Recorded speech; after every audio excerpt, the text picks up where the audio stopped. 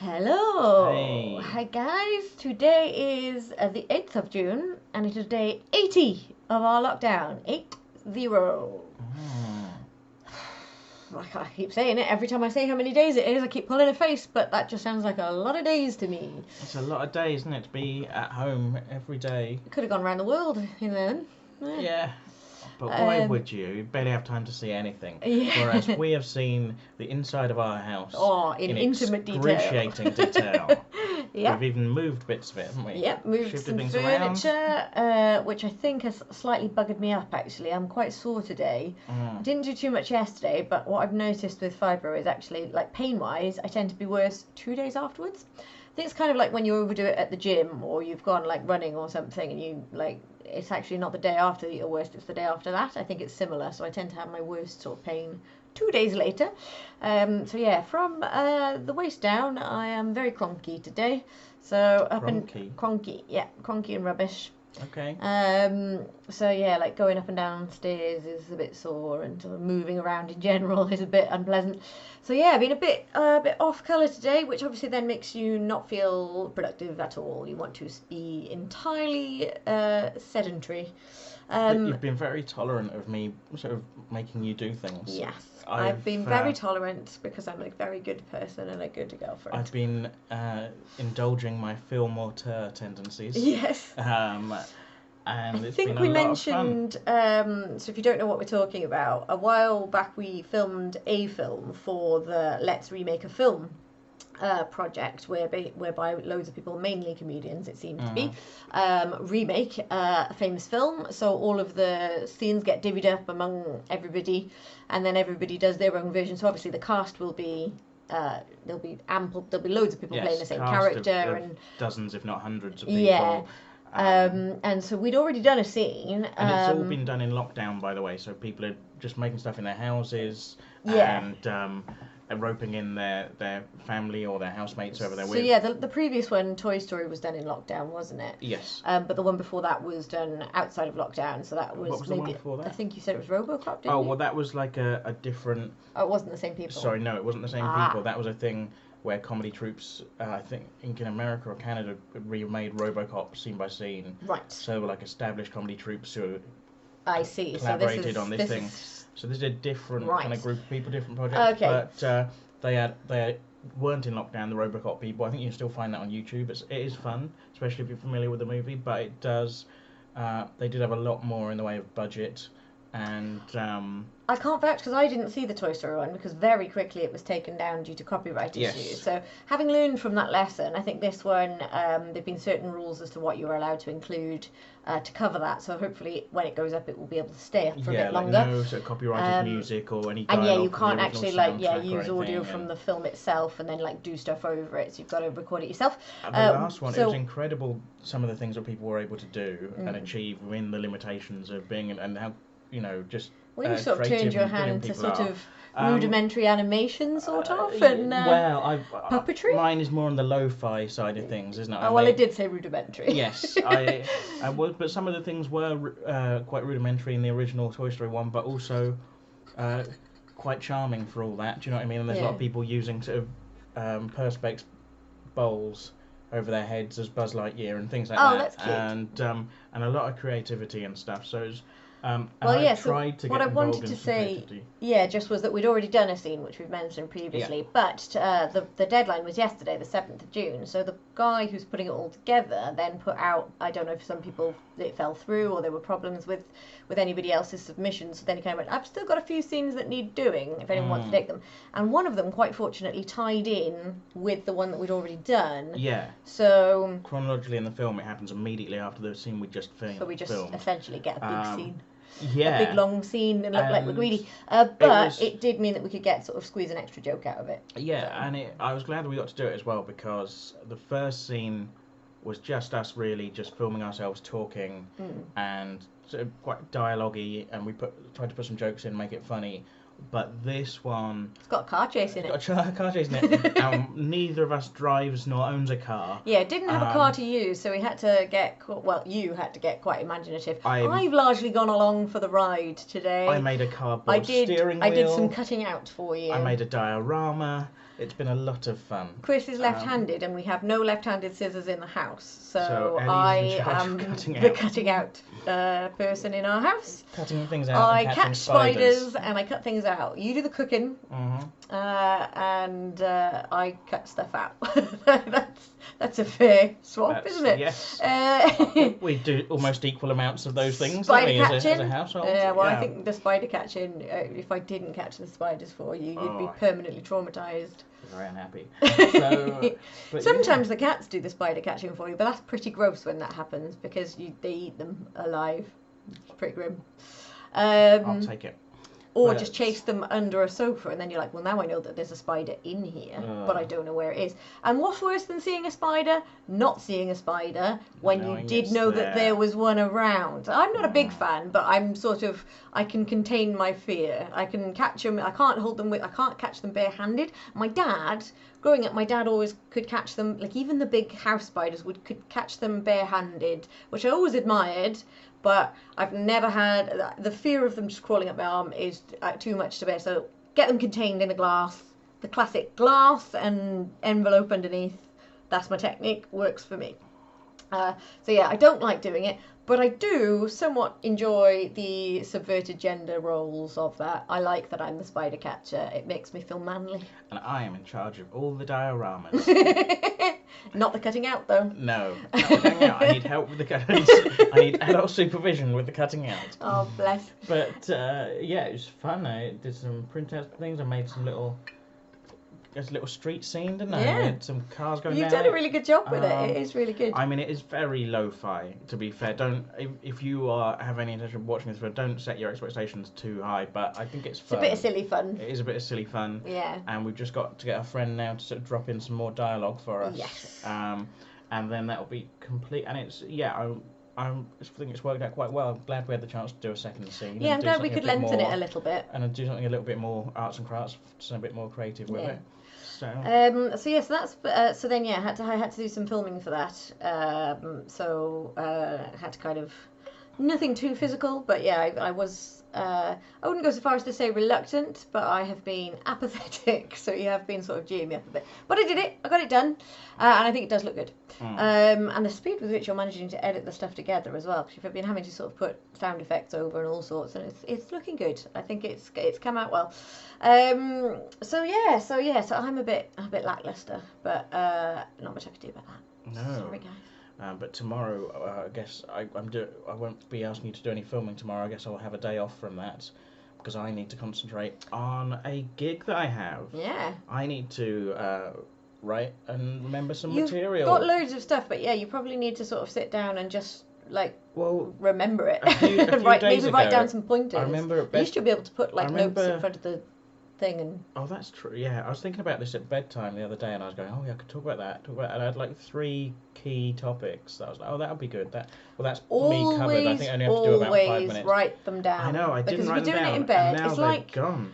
I do it to myself all the time, and I've learned if I'm lying there in bed thinking very vividly about something I need to do the next day, it feels so strong, and you're like, well, no, that's absolutely fit. I can't sleep. I'm thinking about it so much, so of course I'll remember it tomorrow. And then when you sleep, you wake up and that has all gone away. So I tend to just write reminders in my phone there and then, because otherwise I'm not going to remember. Well, it's back in the prehistoric past when we grew up, like in the 90s.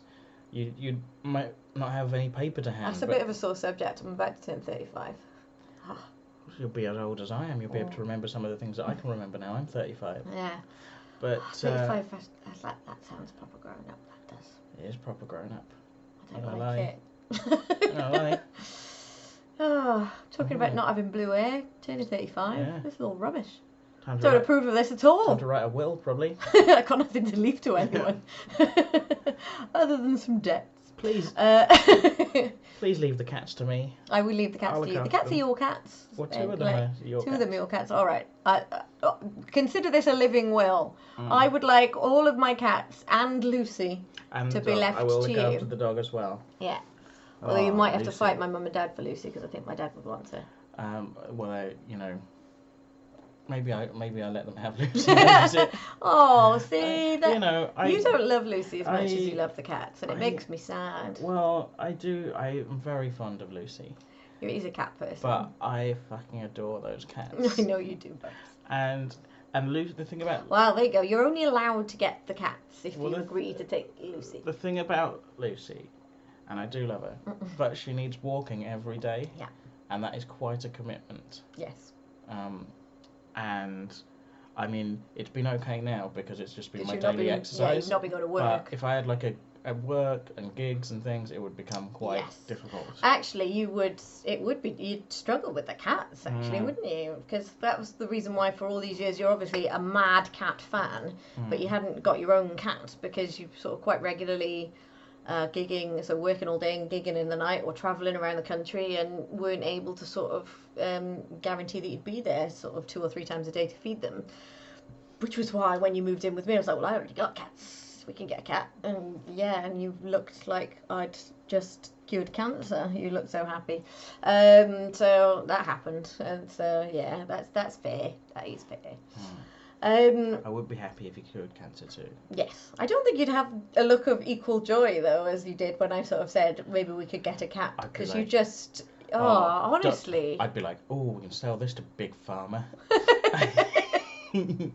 Doesn't sound like something you'd say. No, maybe we'd donate that to the nation and then just dine out on it. You know, like you. Yeah. You know, for sure. If you've cured cancer, you don't have to buy a round ever. Yeah, you don't have to sell that to Big Pharma because you just know that like you can give that to the nation and then the nation will be grateful and it would never be your round in a pub again. Yeah, for sure. Oh, maybe I should start working on that. I don't really feel like I've got the skills though, but I guess lockdown's the time to work on new skills, isn't it?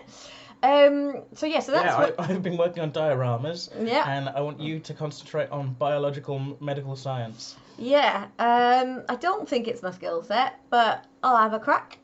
I'll give it a go. So that's your plans for tomorrow is remembering how to be a stand-up comedian again. Oh dear. And then working on doing that to camera, which is a weird one. Yes, well that's it, isn't it? I've forgotten how to be a stand-up comedian, and I've never been a stand-up comedian to a camera streaming. I can stand on the other side of the camera and you can deliver it to me if you like. Maybe. I think there's two... I'll laugh heartily and make faces and all sorts. Alright, that sounds fun. Flash your boob. Nice. never get that at gigs. Well, it's the only time I could probably get away with doing that while you're performing, so maybe tomorrow's the time. Maybe I'll just do it completely naked. Yeah. That might be distracting though.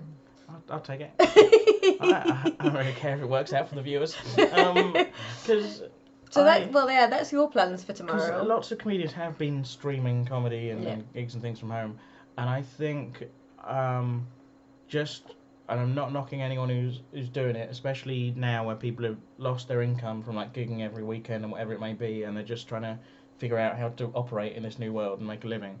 But I think for me personally, it's not really streamed comedy. Just doesn't have the same. It's not tickling your fancy, is it? Really? I don't really feel like watching much of it. I'd sooner watch like a Netflix special where there's an audience and atmosphere, and so I don't feel something that's acted that is meant to not have an audience there. So like sitcom-y type stuff that doesn't have an audience is fine. But like when we've been making videos, that's like edited and kind of curated, and it's not supposed to have that atmosphere. It's a different thing. It's a different medium, but I think like... No, I think I'm inclined to agree, because I love stand-up, and I grew up watching stand-up. And that's what got me into stand-up, because I loved watching it, and I loved seeing it. And I don't love watching stream stand-up, so I'm not inclined to do it. I'm the same. I think, like, because my background obviously being drama, like, it's about the live performance element, which is reliant on an audience, really. And I think the other thing is, there's a sense of when we... like write and edit a little kind of funny video about whatever. Yeah. You know, there's a degree of control over that. Yeah. Like sometimes you put one out and you go, I wish I'd thought of a few more jokes. I wish that was a bit funnier. But like, at least you've controlled the edit. Or in this climate, literally the day later, the stats or news changes. And you're like, that's already redundant. What I said there no longer fits there. But topical material sucks. But at least you can kind of do retakes and control the edit and things. Whereas if you're streaming comedy and it goes badly, and then maybe that ends up on YouTube or Twitch or something, and you don't have... Yeah.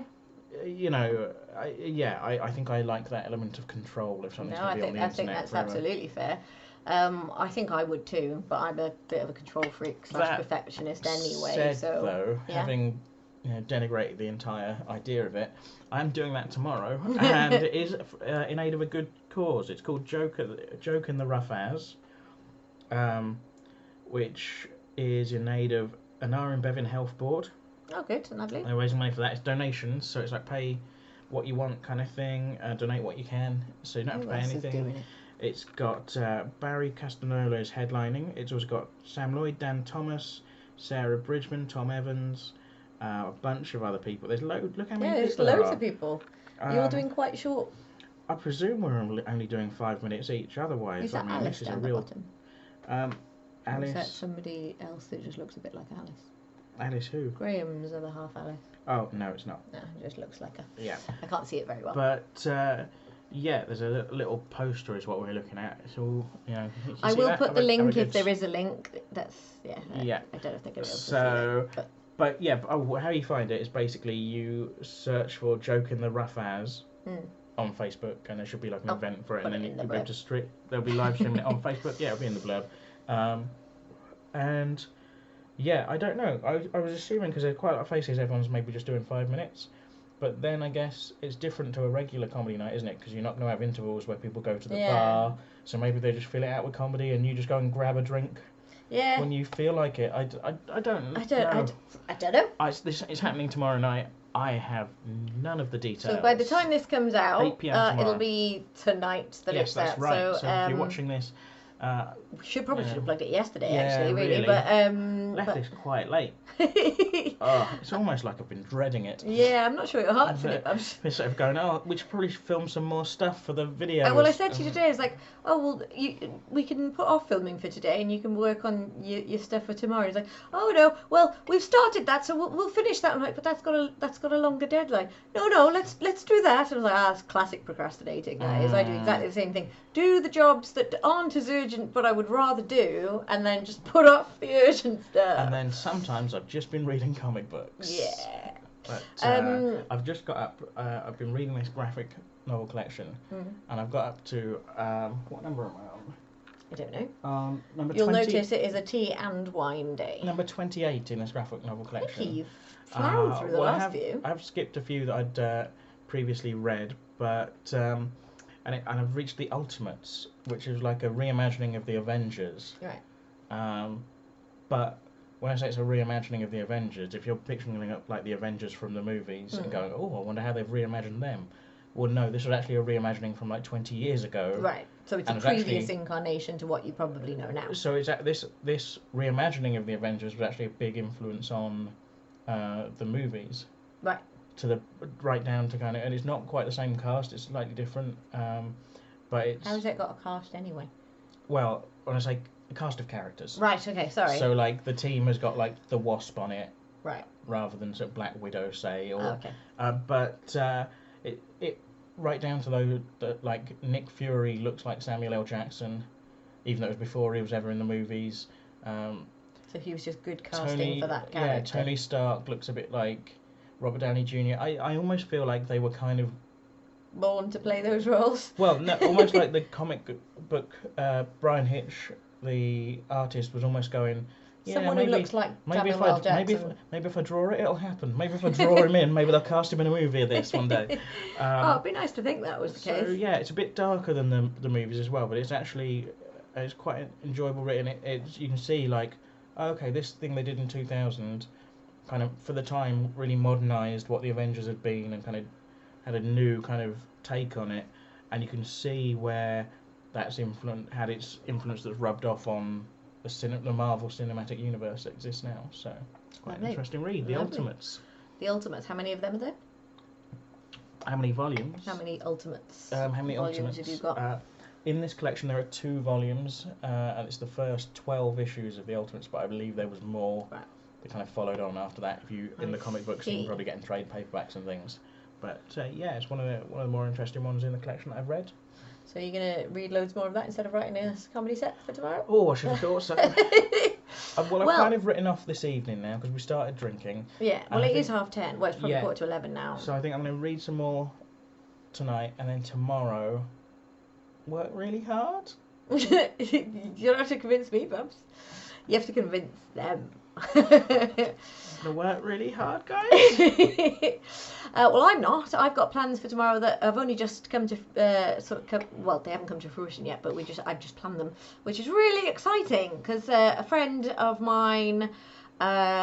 Basically, I've got some prints that we made when we first set up the escape rooms and we're crowdfunding, and we had them sort of made up as backer rewards. And I was moving furniture and stuff, and I found a few, and I was like, oh, these are quite good. What I'll do, I will see if anybody wants, because I don't need 19 of them. See if anyone wants any of them in return for a charity donation. So I put that up on Facebook, and loads of people did, so that's exciting. So I've made everybody. I have asked those that want one to donate to either the Newport Black Lives Matter march, or to a charity called Stand Against Racism and Inequality.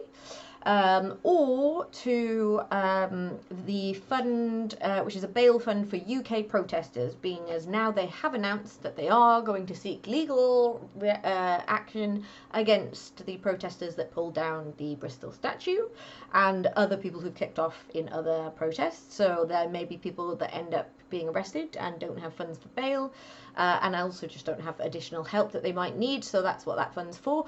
So they're the funds that I've sort of put up saying, chuck a donation to these guys, have a print. So I'll put those charities in the blurb as well if anybody fancies giving to them, or if you fancy a print, let me know. Pop us a comment or pop us a message, and I'm sure I can sort that out. But you would be buying it blind because you don't know what they look like, but they're very good.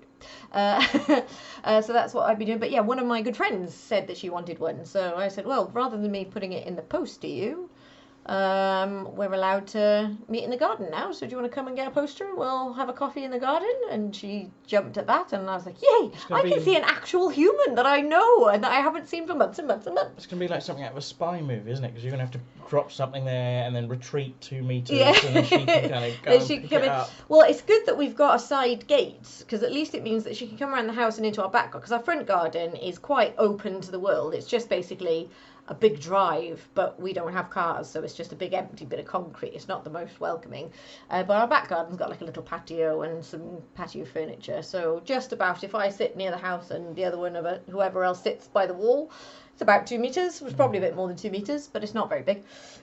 So she can come out there, and I'll leave it on. I'll have it on the table, and I'll have a cup of coffee or tea on the table ready, and then I'll be like, right, you can come round. I've got to sit. Right, coast's cleared. Come and have coffee. But it will be so weird to see a friend and not just automatically be like, hey, hug. Has she got any experience of writing stand-up comedy at short notice? I shouldn't think so. Okay, good to know.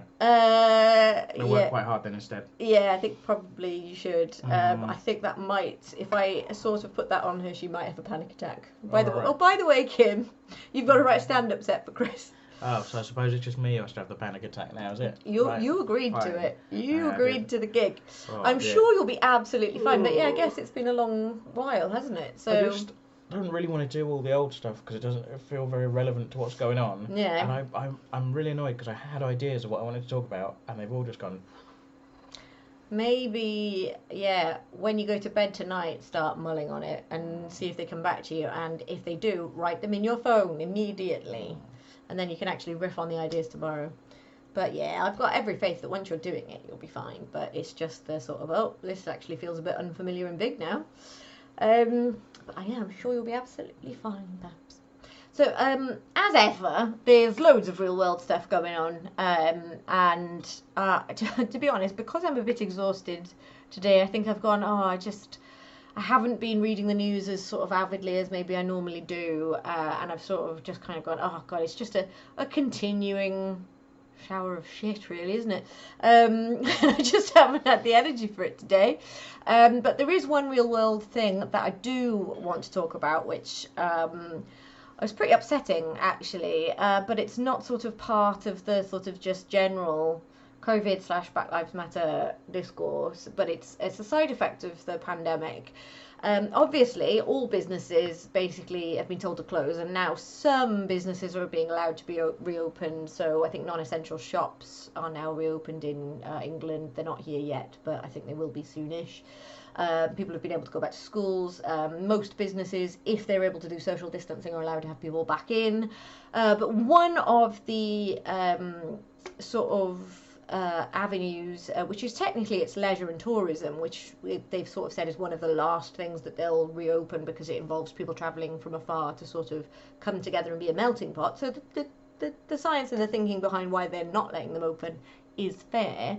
But the whole industry of zoos, wildlife parks and aquariums are really, really struggling because they're very expensive to run, because you've got a huge amount of animals that you have to feed and care for, and they rely heavily on doing that with visitor revenue. They don't actually tend to run at sort of huge profit margins. And those that do, and at good zoos and aquariums and wildlife parks, do tend to reinvest their profits in wildlife conservation sort of causes.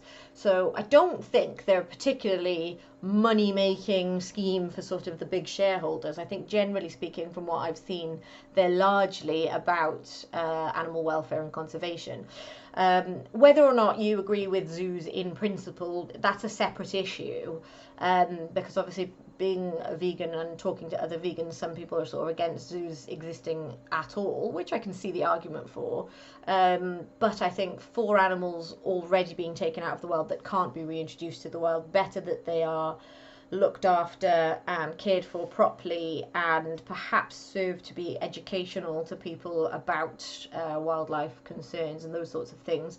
So whatever you think about zoos at all, whether you think they're right or wrong or somewhere in the middle, they already exist, and there are animals that already live in them. And unfortunately, a horrible consequence to the lockdown measures mean that the one that's particularly being talked about is Chester Zoo, which is, I think, the UK's biggest zoo. But actually, across the board, almost all of them are in trouble. And the really horrible thing is it's getting to the stage now where they are having to start thinking those horrible conversations about which animals do we euthanize first, because it's not like you can rehome them to other zoos, because they're struggling just as much. And during lockdown measures, other countries are you're not gonna sort of export live animals right now. It's just not really feasible.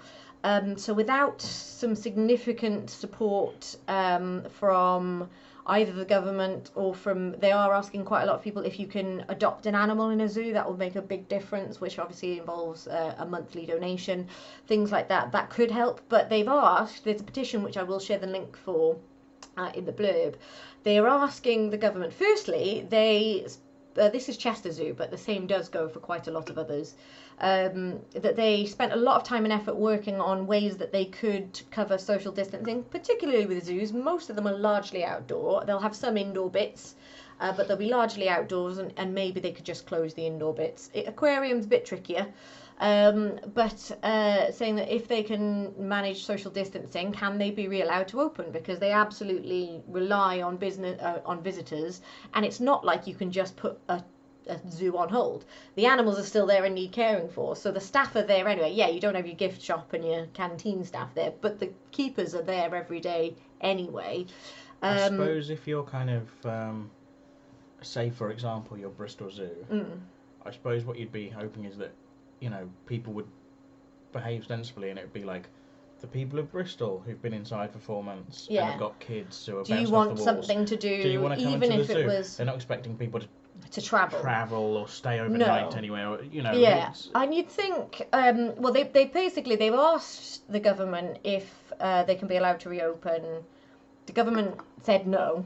Basically, they did look at the proposal and they refused it. So, in sort of following on from that, there is now a petition to basically appeal to them for some financial assistance in order to help them stay open. Now, as far as I can see, the fact that we as a nation and as a people have created these zoos and sometimes bred, sometimes rescued, but taken on the responsibility of these animals, it's our responsibility to look after them. And if that means that the government have to step in and assist, then they should, or they should at least allow these businesses to reopen so that they can make the money themselves in order to do so. Everybody's money is tight at the moment, and there are so many important charitable causes that I'm not going to appeal to people to donate. I haven't donated myself. I'd love to, but I'm donating to quite a lot of causes at the moment, with less money coming in than normal. This is the problem. Everyone's got no money, and there are so many different areas. Expecting the public to sort of, for the first thing on their list of priorities for sort of charitable donations to zoos, unfortunately, isn't going to be the case. So I don't think it's reasonable to rely purely on charitable donations. One lovely thing that did happen, though, the Icelandic government, Chester Zoo has more than 100 of a certain breed of penguin. So the Icelandic government, I think they're native to Iceland, the Icelandic government adopted them all so that they could donate basically to the running of the zoo as a nice gesture. So if other countries would do that to their native animals or something, that would be amazing, because actually most other countries are doing a lot better than us in terms of COVID, so their zoos are probably reopening, whereas ours are not. Yeah, that's this is another downside of sort of the terrible track record our government's had on this, is that it's not just the human cost, is it? This is another additional thing that you don't even think about. And you were saying, like, you know, obviously everyone's got a lot of strain on their wallets at the moment, especially a lot of people are out of work, but if you are someone who is just working from home and you're on your regular wage, maybe that is something you want to consider, adopting an animal. Adopting an animal, thing is, but spreading the word, sharing the petition even would be helpful. Even if, like you say, not everyone can be expected to dig any deeper in their pockets, or they've got other priorities, that's fair enough. But for some people who love animals and things, this would be a priority. But I didn't even hear about this until this morning. Yeah, I was horrified. So it could be that this has just gone under the radar for a lot of people. So it's worth sharing and kind of it's awful, because just the idea that many of them endangered, but all of them sort of wild and majestic animals, that like the idea that they're going to have to be euthanized purely for financial reasons, when at some point these zoos will probably be allowed to reopen, and you're going to want them to have animals there. Otherwise, it's a tragedy for the animals, but it's also, I think, the livelihood. Like, zookeepers will be losing their jobs, and that's a very specialist trade that they've probably spent their entire life studying for, that isn't going to be massively transferable skills. And I think it would just be a real, well, if animals have to be euthanized, then I'm going to kick the fuck off. Because it's not their fault. None of this is their fault. Well, we are in a situation where one of our pets broke her leg, and we were very lucky that, you know, we were able to look after her and save that leg, and we, you know, looked after her and put a lot of time into it was that. A slog. It was a slog, but it was totally worth it, because we love her, but we also know people whose pets have got ill and have had to be put down during lockdown, and that's miserable. That's miserable when it's like unavoidable, and when the animal is sick and you know it's when they're doing the perfectly best healthy thing for them. And endangered species, some of them, like, that's just like, there are breeding programs in a lot of these zoos for endangered species. Obviously, ideally, you don't want things to be bred in captivity, but if there's a risk that they're going to become extinct in the wild, there's a at least that keeps the species going. You've bred things in captivity, and it's been a big success story that you've managed to breed these animals, and now that means you've got more animals that you can't afford to feed, and you've got a risk of them to just euthanized, and that's, I mean, that is horrendous, isn't it, really? It is. In slightly lighter, sort of bonkers but related news, the old, we talked, God, it feels like a long time ago at the start of lockdown when we were watching Tiger King. But the old Tiger King saga continues. Joe Exotic, who we've mentioned, who has the big cat sanctuary. It's not a sanctuary. It's a zoo, if that. Basically, due to an ongoing lawsuit for sort of infringing on intellectual property rights with Carole Baskin's Big Cat Rescue, they have finally ruled that the zoo needs to his existing zoo needs to be handed over to Carole Baskin. Now, she is an absolute, I think it's fair to say, nemesis of his, and she is the person that he was plotting to kill, which is why he's in prison. Oh, he's no longer in charge of that zoo anyway, but he will be furious to find out that it's gone into he did actually say in the Carole documentary, or it might have actually been in the Louis Theroux documentary, because we watched that. Louis Theroux did a thing just looking into big cat owners in the States, and one of the people he looked at was Joe Exotic. And I think in that, Joe Exotic said, if at any point there was any risk of him having to hand his zoo over or hand his animals over to someone else, he would euthanize them rather than do that. Luckily, he's in prison, so he can't do that. But it will really stick in his craw that bitch Carole Baskin is going to get hold of all of his zoo. I think she probably killed her husband, but I do think she looks after the animals better than he did. So I think there's a certain twisted justice in her getting it. But really, what we need is people to stop breeding big cats for people to have as pets, because it's a really fucking bad idea. Really bad idea, guys.